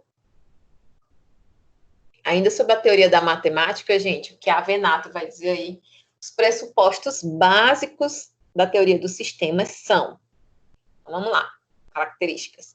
Existe aí uma tendência para a integração das ciências naturais e sociais. A gente está vendo aí a ciência da matemática trabalhando junto com a da administração. Essa integração, ela orienta-se aí rumo a uma teoria dos sistemas, e essa teoria, ela constitui o modo mais abrangente de estudar os campos não físicos do conhecimento científico, como, por exemplo, as ciências sociais. Essa teoria dos sistemas é que vai desenvolver os princípios unificadores que vão atravessar aí de forma vertical tanto os universos particulares das diversas ciências envolvidas, visando o quê? Visando ao objetivo da unidade da ciência, né? Buscando aí unidade. E a teoria dos sistemas, né, conduz a uma integração na educação científica, elas se integram, tá? Bem legal isso. Sistema, gente, é um conjunto de elementos dinamicamente relacionados que formam uma atividade em busca de atingir um objetivo, certo? Dessa forma aí, operando sobre dados, energia, matéria, a fim de fornecer informação, certo? Foquem aí no que são, então, no que é um sistema. Aí a gente vai sair um pouquinho da teoria da matemática e vai entrar, então, nas características e tipos de sistemas. Estamos chegando aqui ao fim, tá? Daqui a pouquinho a gente consegue. Para compreendermos, então, efetivamente, como é a questão da teoria dos sistemas, a gente vai ver aí que é necessário, então, conhecermos seus componentes e as suas características. Quais são elas? A questão dos insumos, com as entradas, ou também conhecidas aí como inputs, que é nada mais, nada menos que a energia utilizada para o funcionamento desse sistema. Podem ser os recursos humanos, as matérias, financeiros e tecnológicos, certo? Existe também o processamento, eu não vou falar essa palavra aí, tá, meu povo? Em inglês eu não tenho, inclusive, quem tiver indicação de curso online, de conversação, estou precisando voltar urgente, estou esquecendo tudo. O processamento vai ser o tipo de estrutura, certo? Que viabiliza aí a transformação dos insumos que são recebidos em algum produto ou um item pré-determinado. Essa estrutura aí pode variar, certo? Para a organização em função do tipo, da natureza. E há também, então, veja, estão entrando e agora também estão saindo. As saídas é o produto, output, é o insumo, após, então, ele ter sido processado em forma, ele vai sair aí em forma de produtos para serem colocados no ambiente. E temos a questão da entropia. A entropia, gente, é uma tendência que os organismos têm em se desagregar, ou seja, se destruir, certo? Então, diferentemente de uma máquina aí, se ao ser usada exaustivamente, vai romper e parar de funcionar, sou eu, tá? Estou quase parando de funcionar, mas vai dar certo. Isso acaba gerando entropia negativa, sem condições aí de adequações, transformações, apenas a ruptura em si. Então, o que se busca, na verdade, é que isso não aconteça, certo? Aí a gente tem também a homeostase e a retroalimentação. A retroalimentação está ligada aí com feedback, certo? Mas vamos falar aqui sobre a homeostase. A homeostase vai ser o inverso lá da entropia. Lembra que a entropia ele tende a se destruir, né? Então, a homeostase é o inverso dela. E aí, se a gente for fazer uma comparação com o sistema biológico, né, do nosso corpo, o processo de homeostase, ele sempre está presente de uma forma automática lá no nosso corpo. Quando ocorre algum problema no sistema, por exemplo, quando a gente tem uma doença, Deus me livre aí, pega o Covid, né? O nosso organismo, ele nos avisa para a gente, aí aparecem os sintomas, e inicialmente o corpo já começa a produção de anticorpos.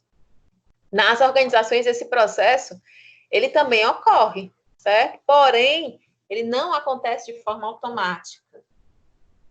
Ele cabe, então, aí às organizações criar mecanismos e dispositivos capazes de perceber o problema, certo?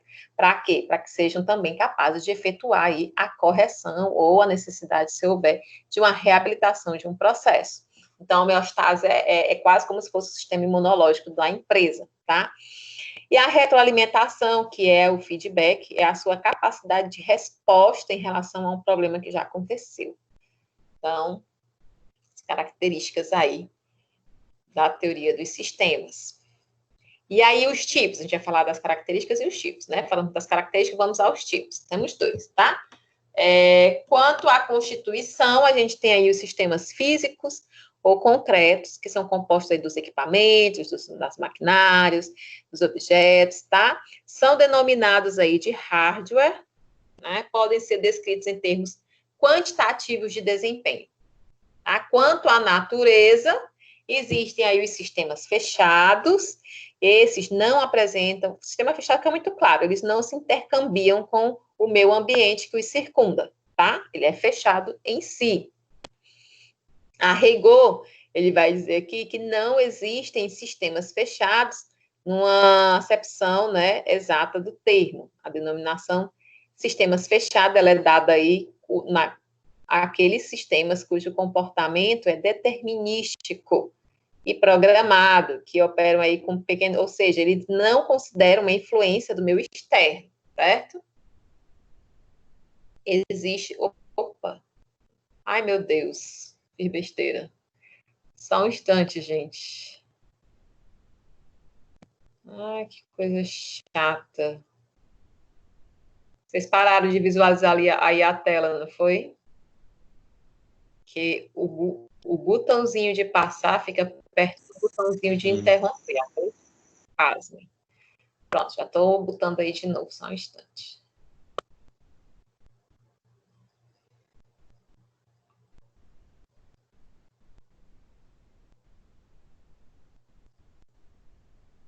Leonardo, tu botou uma mãozinha aqui, é de quê, hein? Apareceu uma mãozinha do lado do teu nome. Deixa eu... Foi. Aí apareceu uma notificação que eu já tinha visto. Leonardo. Ah, pronto. Não sei o que eu tô fazendo aqui. Peraí que eu tô passando, tá, gente? Vocês estão vendo aí, já estão visualizando? Já estamos bem pertinho do fim, tá? Deixa só a internet cooperar aqui para poder passar os slides de novo. Deixa eu ver qual era o que a gente estava. Ó, já estamos no 73, são 80, um pouquinho.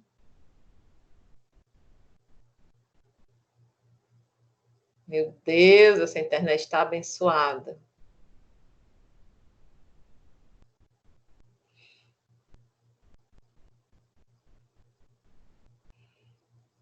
Eu vou falando aqui enquanto eu vou passando, tá? Para a gente não perder muito tempo.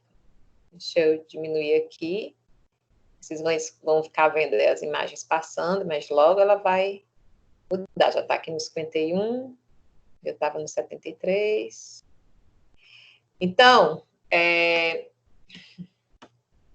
ainda ali sobre a Constituição, a gente tinha também os sistemas abstratos, também conhecido como conceituais, que são compostos aí dos conceitos, né? Filosofias, os planos, as ideias, eles aí são denominados de software.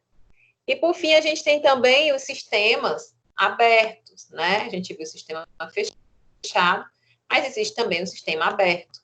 Esses apresentam aí relações de intercâmbios com o ambiente, ao contrário aí do fechado, né, gente?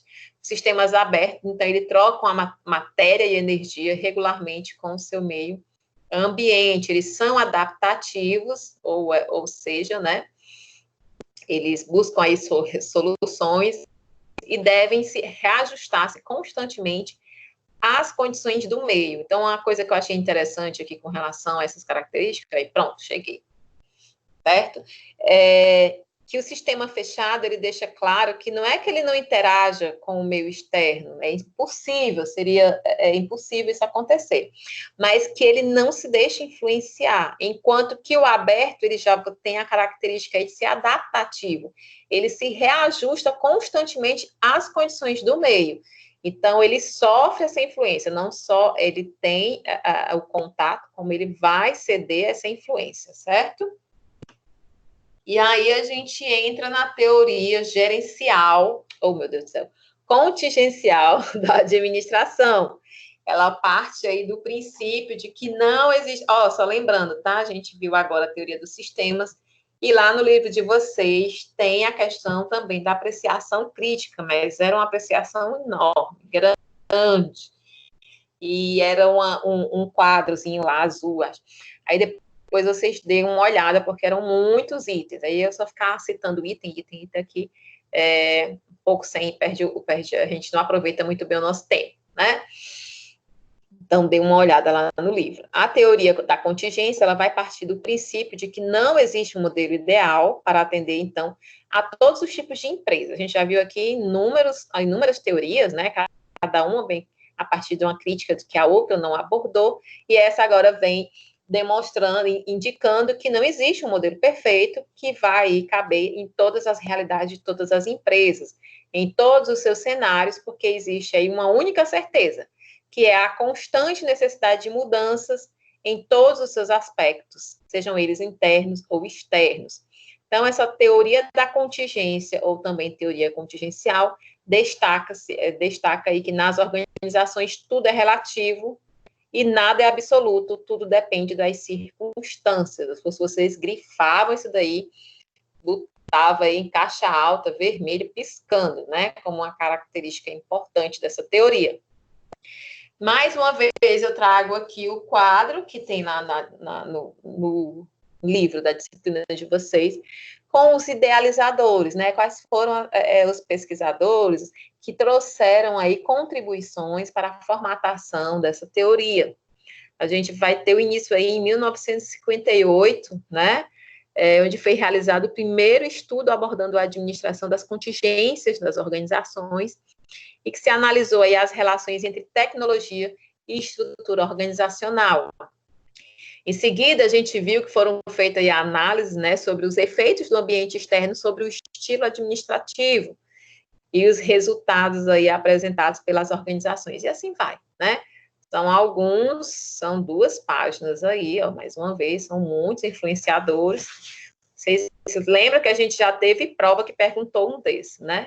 Então, por isso que eu trouxe aí, porque sempre eles podem estar perguntando aí sobre um ou outro deles. Qual sua principal, né, influência, contribuição para a teoria e por aí vai. Então, a gente vai ter aí Burns e Stalker desenvolveram uma pesquisa com 20 empresas lá na Inglaterra. O que é que eles queriam com isso? Eles visavam aí verificar qual era a relação que existia entre as práticas administrativas e o ambiente externo, cujos resultados levaram aí os pesquisadores a classificar, então, as organizações como mecanicistas e organicistas. Vamos ver o que é. Principais características delas aí, ó. Eu vou dar um zoom aqui para conseguir enxergar. Vamos lá. Nas organizações mecanicistas, a gente vai ter aí uma estrutura vertical por meio de uma minuciosa divisão do trabalho, enquanto lá na organicista, a gente tem estruturas mais flexíveis, com menos níveis hierárquicos, certo? Enquanto lá na mecanicista as atividades eram desenvolvidas aí por especialistas, certo? Na organicista, a gente tem um desenho de cargos baseado aí nos princípios de complementariedade, né? Como eles se complementam. Na mecanicista, a gente tem aí que o comando era único, enquanto na organicista as decisões são tomadas em todos os níveis da empresa. Então, vocês veem que de um lado a gente tem uma estrutura mais rígida, aqui na mecanicista. Na organicista, a gente tem uma estrutura mais flexível, que busca um pouco mais de democracia, enquanto do outro lado a gente tem um cenário mais autocrático, ou mais autoritário. Por exemplo, na mecanicista, a gente tem um sistema rígido de controle, enquanto na organicista, o conhecimento é o pré-requisito para desenvolver as atividades. Enquanto em uma comunicação ascendente, de baixo para cima, né, passa aí por um processo de racionalização, ou seja, só vai subir lá para os níveis mais altos da hierarquia, o que realmente for de interesse da alta administração. Na outra organização, a gente tem aí que o número de empregados vinculados a cada superior, ele é maior, né, mais amplo, em decorrência do desenho dos cargos. Então, vocês têm aí, de um lado, a descrição de organizações de estrutura mais rígida, autoritária, e do outro lado, mais flexível e democrática. Agora eu vou ter que diminuir aqui, pronto. Então, a teoria da contingência, ela tem como seus principais aspectos básicos a organização, que é de natureza cíclica, ou seja, ela é um sistema aberto, e as organizações que apresentam, então, apresentam um complexo interrelacionamento entre si e com o meio ambiente. E aí a gente tem, então, uma figura ilustrativa aí mostrando o ambiente geral e o ambiente tarefa, em que a gente tem a empresa, né, dentro lá no círculo central do desenho. Em seguida, né, na parte mais externa, depois do núcleo da empresa, a gente vai ter os concorrentes, os fornecedores, os clientes, as entidades que regulam essas atividades, né? E no nível mais externo, já mais em contato com o ambiente externo, a gente tem a questão das condições tecnológicas, as condições culturais, as condições ecológicas, políticas, legais, todas elas vão influenciar dentro desse sistema, certo? E aqui a gente vai ter que o pesquisador aí, Alfred D. Chandler Jr., professor de administração, ele utilizou muitas pesquisas de forma aí contínua e até exaustiva em empresas lá nos Estados Unidos.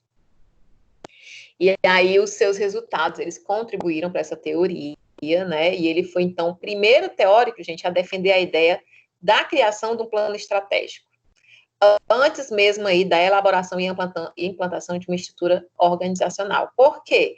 Porque quando você faz o seu planejamento estratégico, né, da sua organização, antes de colocar a estrutura organizacional, quer dizer que a partir do que for traçado dentro desse planejamento é que será definida a sua estrutura.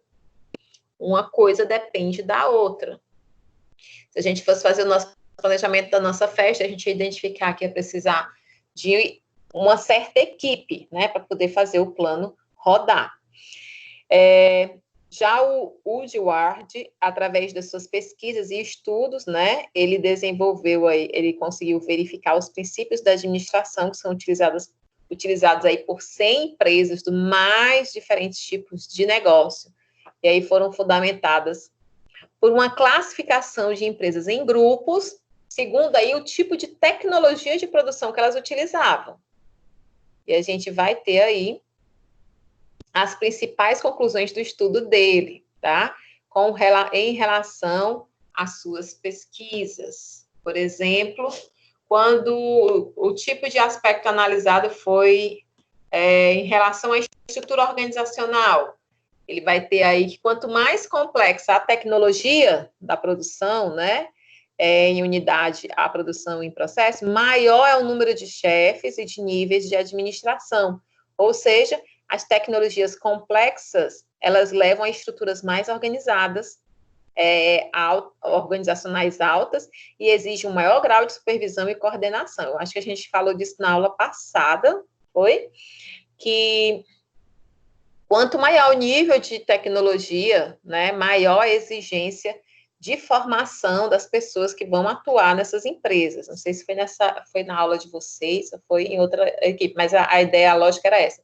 Empresas que têm tecnologias mais rudimentares, elas vão buscar uma mão de obra, né, menos qualificada. Essa mão de obra, ela vai exercer aí menos influência, porque ela vai ter um perfil mais conformista, né, e à medida que a tecnologia vai aumentando também o nível de exigência de qualificação de quem vai trabalhar nessas empresas, e também vai aumentar o nível de exigência desses trabalhadores em relação à empresa, porque são pessoas mais qualificadas.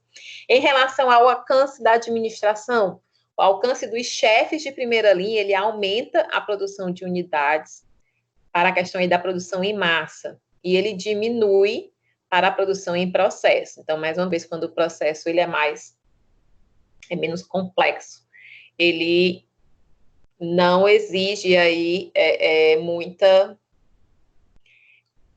como é que eu vou dizer, como a mão de obra não é muito qualificada e ela aí é mais conformista, ela talvez não precise de tanta chefia, certo? Com relação ao sucesso das empresas, As empresas que são bem-sucedidas em cada categoria, elas tinham características de cada nível tecnológico. Por exemplo, se o alcance mediano de administração nas empresas que produzem aí por processo fosse igual a 9, as empresas bem-sucedidas que produzissem aí por processo, elas teriam alcance de administração também próximo deste número, tá? Então, as empresas bem-sucedidas em cada categoria tinham características parecidas com o seu nível tecnológico. E em relação à estrutura, à tecnologia e ao sucesso.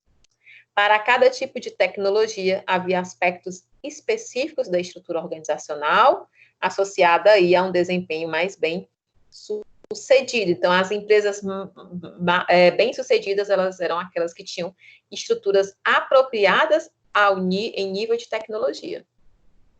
Tá? Então, a tecnologia aí influencia. E, por fim, gente, para finalizar a noite, as organizações, desde sempre, né, a gente sabe, enfrentam desafios, tanto internos quanto externos, independente aí do seu tamanho, da sua natureza. Porém, a gente pode observar que elas se diferenciam em 3 níveis organizacionais, divididos aí por Chiavenato como o nível institucional, que é o nível estratégico, a gente falou já sobre isso, né, hoje, é o nível mais alto de uma organização. O nível intermediário é composto aí pela média gestão de uma organização e lá embaixo, na base, o nível operacional técnico, ligado às operações e os processos básicos do dia a dia, tá? Então, assim, a gente finaliza lembrando, certo? Que tanto a teoria dos sistemas quanto a teoria contingencial, existe a parte de apreciação crítica. Por favor, depois vocês deem uma olhada lá no livro, tá? Deem uma apreciada lá, para vocês terem conhecimento dessas críticas, tá certo? E aqui eu finalizo. A aula que vem vai ser a última. Lembro mais uma vez, hoje vocês vão ter a N2 liberada, semana que vem a N3 e a N4, então semana que vem a gente faz uma revisão rápida, bem focada, e já finaliza aí a unidade 3. Alguma dúvida, gente? Algo a acrescentar? Aqui eu terminei, hoje a gente fez uma revisada aí, falamos de atividades complementares, falamos do projeto integrador, demos aqui a andamento na disciplina e já começamos até a projetar a festa aí de formatura de vocês. Alguém quer falar alguma coisa? Não? Cri, cri, cri, cri. Posso dar boa noite? Vocês vão me responder pelo menos no chat? Foi isso, Rayane. Esse gatinho tão lindo. Gente, então eu vou parar aqui a gravação, tá? Ninguém quer acrescentar nada. Pronto.